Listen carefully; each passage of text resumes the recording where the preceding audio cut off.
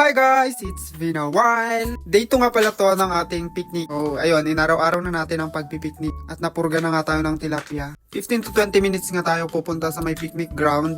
Same river pa din pero sa taas lang. Ang tawag nga nila sa place na to ay Tagong Tungaw. Pagkadating nga namin ay nagluluto na sila at may nahuli na silang ibang tilapia. At kami naman, bali mga pinsan ko din tong mga to pero taga ibang lugar sila. Sobrang laki kasi ng angkan namin.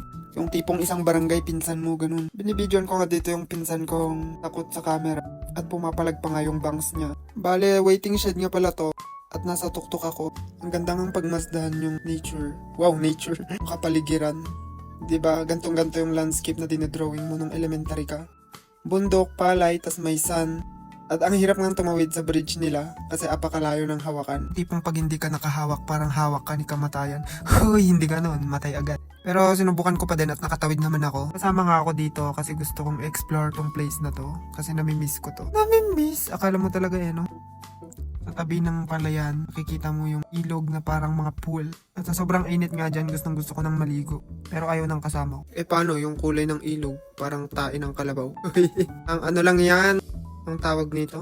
Nalibog pa clear kasi nga umulan nung nakaraang araw. After a week pa siguro yan magki-clear. Ito nga, nag-hi muna ako sa mga bakang alaga nila. Maliligo daw yung mga pinsan ko kaya sasamahan ko sila. Ito na nga, napalublob ako nang wala sa oras. Wala ay maghuhugas. Ang puwit! Nung pinsan ko.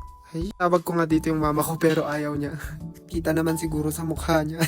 Pagkatapos ko siyang hugasan, babasbasan ko naman siya. Tagabasbas. Katapos ko nga silang paliguan, bumalik na kami dito sa may waiting shed para manood ng mga nanghuhuli ng isda. Pero ibang process na yung ginawa nila dito. Na nila, i-drain yung fish pond nila. Bukol na lang sila, tas yung isa kong pinsan, magpapanag, pupula.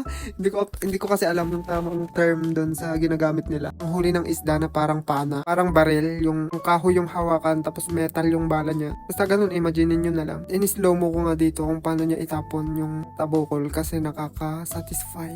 Pero tong isang to parang pagod na sa buhay. Hoy! Sinusubukan niyang tumawid dito pero hindi niya kaya. Hindi niya kaya yung kapugian ko kaya hinabol niya ako. Eto nga, nakauwi na kami. Sa sobrang init ng panahon, walang makakapigil sa akin sa aking pagkakape. Yun lang guys, I hope you enjoy watching. Follow for more.